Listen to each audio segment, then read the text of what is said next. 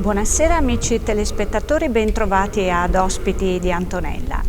Questa sera parleremo degli eventi che ci sono tanto mancati. Dal 1° giugno finalmente la nostra regione rientrerà in zona bianca, quindi ripartono gli eventi, ripartono tutte le attività culturali e abbiamo ospite qui in studio il presidente di un'associazione, la Proloco Udine Castello, il signor Davide Del Torre. Benvenuto Davide. Grazie. Buonasera. E buonasera anche a Daniele, il nostro ospite della trasmissione fisso, colonna portante. Via con gli eventi allora. Via con gli eventi. Allora, speriamo. Assolutamente, è la volta buona. Signor Del Torre, incominciamo intanto a raccontare un po' che cos'è l'associazione Proloco Udine Castello, come è nata e di cosa si occupa nello specifico. Sì, beh, diciamo che appunto il nome stesso, no, diciamo Udine Castello, va a indicare esattamente una zona ben precisa, no, di dove opera la nostra associazione, proprio perché in quel frangente nel Castello di Udine 10 anni fa nacque la prima edizione del Perlage, la notte delle bollicine, quella che voleva essere una kermesse che andava a diciamo, identificare quello che era un prodotto di punta che sarebbe diventato da lì a presto delle cantine vinicole friulane, quindi la bollicina, intesa ovviamente ribolla gialla, prosecco e i metodi classici, quindi i nostri champagne, se vogliamo dire, italiani. Quindi un'associazione che dedita allo sviluppo del turismo della propria città, creando appunto degli appuntamenti enogastronomici, quindi non solo bollicine ma anche altri. Esattamente, ovviamente diciamo che l'emblema appunto della kermesse nasceva appunto sulla bollicina, ma poi ha voluto integrare a questo elemento quello che sono tutti, diciamo, le parti, diciamo, della gastronomia friulana, no? Quindi ospitavamo affiancati a ogni cantina e ospitiamo, insomma, in quella di quest'anno, i ristoranti diciamo che rappresentano la regione in tutto e per tutto, quindi diciamo abbiamo protagonisti che vengono da Trieste, Gorizia, nella Carnia, nella zona del Tarvisiano, nella Bassa Friulana, quindi Lignano, Grado, quindi diciamo è una kermesse che rappresenta il Friuli Venezia Giulia, però appunto utilizzando quello che è la nostra città come veicolo di comunicazione, che è appunto Udine e il castello. E lei comunque è un ristoratore, quindi viene da questo mondo già da diverso tempo, perché ha la sua attività, quindi lei se ne intende in questo settore. Ci vuole raccontare un po' come è nata la sua passione per l'enogastronomia e quindi di conseguenza anche i prodotti del territorio, le eccellenze del territorio. Beh, allora diciamo che il mio percorso di vita appunto mi ha fatto sì che 20 anni fa praticamente ho aperto una trattoria. E ovviamente essendo io udinese è strano il fatto che abbia aperto una trattoria, diciamo, in un paese limitrofo che è Colloredo di Prato, nel comune di Pasiano di Prato, e dove inizialmente venendo, diciamo, dalla realtà cittadina mi sono scontrato con tutta una serie di peculiarità e ruralità che non avevo mai conosciuto, perché ovviamente chi vive in città non conosce certi emblemi, certe tradizioni che avvengono tuttora appunto nei paesi, nei piccoli comuni come adesso. E lì ovviamente il primo, diciamo, obiettivo era dare un nome alla mia attività. E quindi ovviamente essendo in una zona dove praticamente il friulano era sentito, ovviamente e quello che era la mia ispirazione era quello di poter far degustare, no, più prodotti possibili, sono arrivato a questo nome che è il Cerce Ben, vuol dire assaggia bene, proprio perché la mia passione era quello di poter ricercare prodotti, diciamo, un po' anche ai tempi dimenticati. Infatti, diciamo, mi ricorderò sempre fra i primi elementi sono stati anche i vari presidi slow food, tipo la Pitina della Valcellina Valtramontina, quindi vuole essere il mio locale un locale per veicolare dei prodotti che attualmente ormai quasi sembrano spontanei o di uso quotidiano, però 20 anni fa non lo erano, anche perché diciamo che tutto sommato la realtà della mia attività si è sviluppata anche parallelamente con quello che poi secondo me è stata la gastronomia friulana, che ha voluto rivalutare tutta una serie di prodotti che erano un po' andati a sparire, tipo il format di Frant, cioè tutta una serie di prodotti che magari erano prodotti di nicchia che in verità lo stesso friulano non li conosceva, certo. Perché ovviamente sì, perché tanto spesso, Davide, ci fermiamo sui vini friulani, in particolare i bianchi, prosciutto di San Daniele, formaggio Montasio, che sono i tre colossi che vengono e sono conosciuti in tutto il mondo, per cui questi sono appunto i prodotti di punta, ma giustamente hai detto abbiamo una miriade di altri prodotti agroalimentari che sono prodotti che vanno proprio assaggiati, vanno apprezzati, perché in quell'assaggio c'è tutto l'apprezzamento, e di assaggi col Cerciben credo che ce ne sono stati tanti da quando è nato fino ad oggi. C'è qualcosa che tu ricordi, un aneddoto, un qualcosa di particolare, una persona, qualcosa appunto che ti ha fatto sobbalzare sulla sedia o ti ha impressionato o emozionato rispetto appunto ad una tua realizzazione proprio col Cerciben? Ma diciamo che ci sono parecchi aneddoti un po' legati alla mia avventura. Raccontacene uno, Davide. Diciamo che uno dei primi è stato proprio la nomenclatura del mio locale, no? Come dicevo, cioè come ho detto, Cerciben è stata anche posizionata in una data che è stato anche riconosciuto il famoso friulano, cioè friulano come lingua, non più come dialetto, e quindi di conseguenza una lingua ha una grammatica, quindi ha delle regole, no? E appunto lì praticamente l'aneddoto è stato fatto sul nome perché c'erano varie discussioni sul fatto di come era scritto il nome del locale, no? E quindi c'è chi diceva ma se tu metti la Y lì vuol dire che devi dire Cerchieben, perché le pronunce poi vanno da... È difficile. Esatto, e quindi diciamo che la cosa...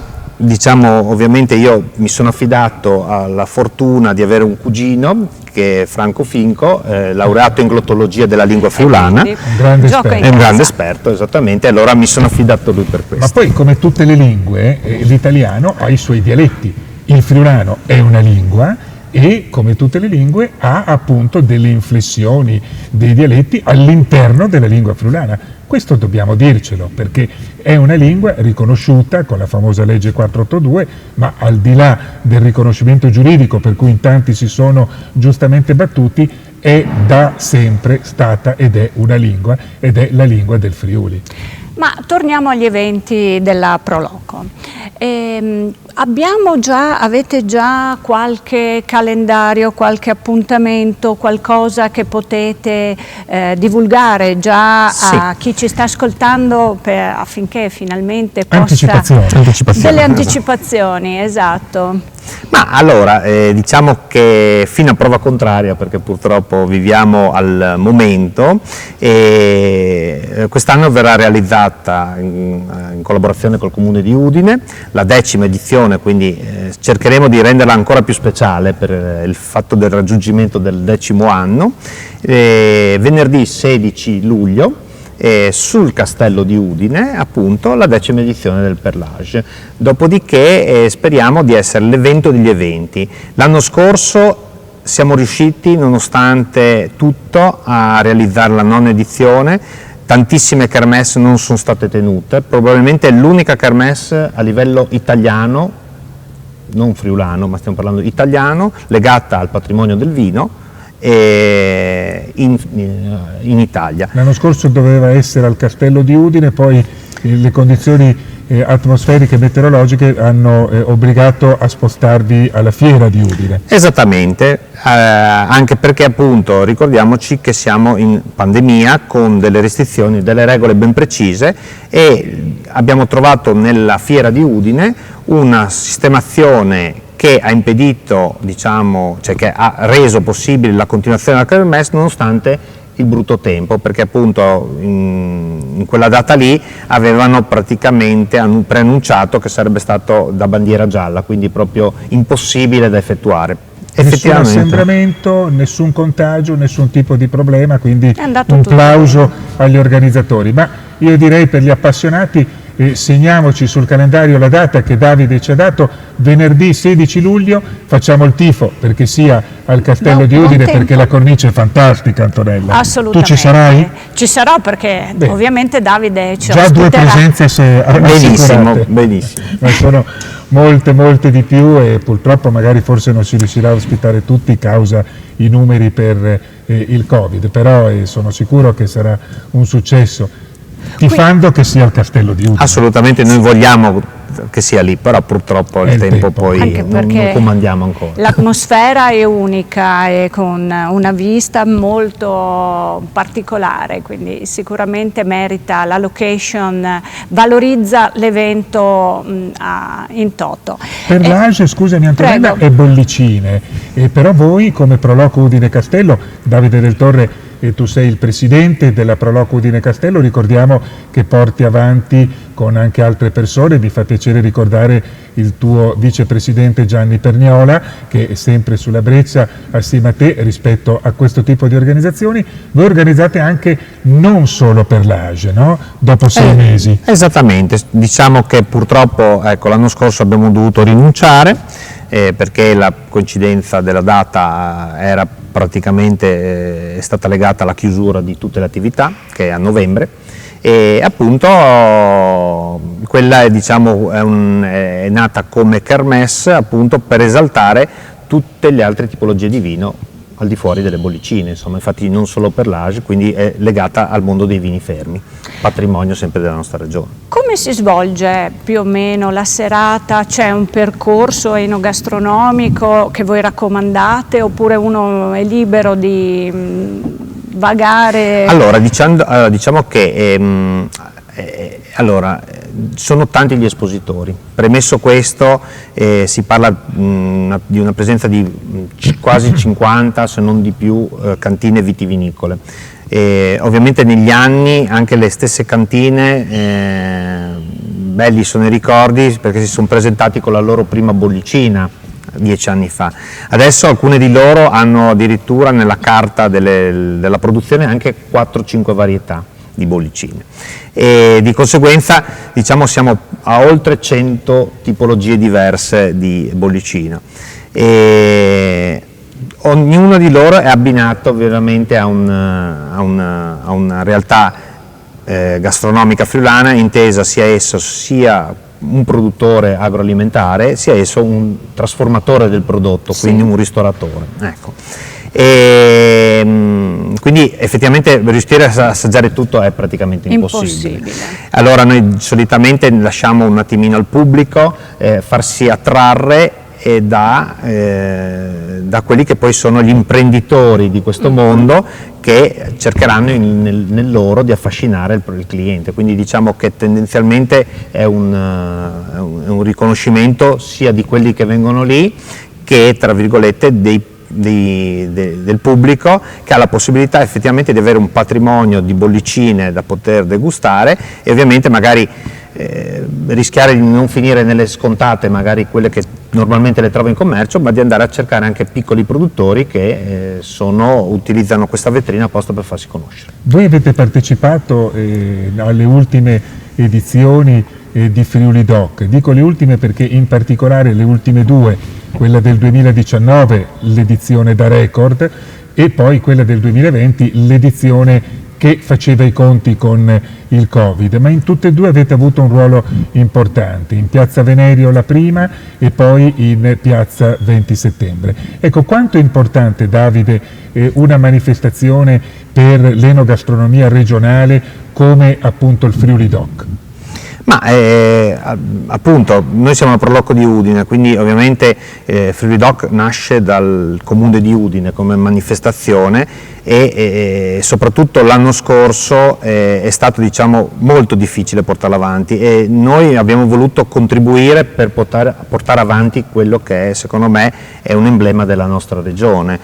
A fianco diciamo al Perlage voglio dire, il Friuli Doc nasce anche prima ed è effettivamente una delle realtà per cui secondo me bisogna combattere e tirare fuori i denti quando c'è da dover sacrificarsi, perché ovviamente non è stato facile, però sicuramente ci ha ripagato il cuore, cioè nel senso, la gente nell'edizione dell'anno scorso, nonostante purtroppo c'è stato una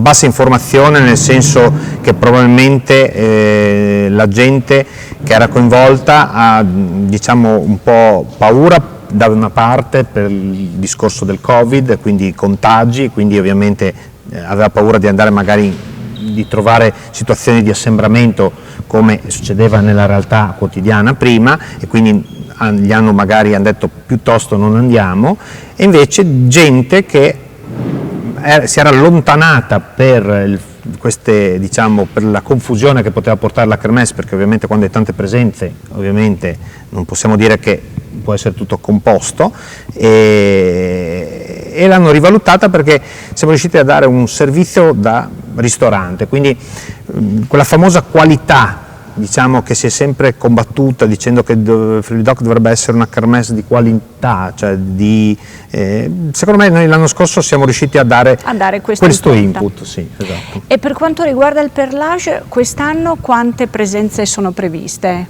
Allora diciamo che contingentate al DPCM attuale sono previste per gli eventi all'aperto 1000 presenze, calcolando che sono però quasi 200/300 fra espositori e praticamente e staff tecnico, sì, perché ovviamente come dicevo, ogni realtà ospita 2 espositori, e diciamo che dovremmo bloccarci i famosi 700 come l'anno scorso, insomma.